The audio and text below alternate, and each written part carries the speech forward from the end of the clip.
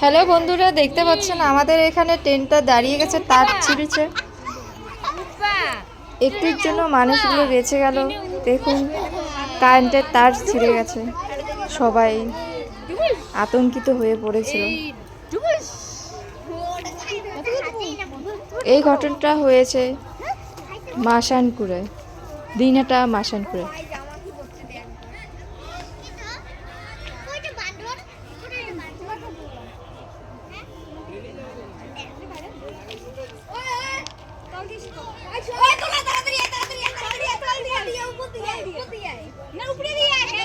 ঘটনাটা হয়েছে বিকেল 4টার ট্রেনে। এখনো অবধি দাঁড়িয়ে গেছে।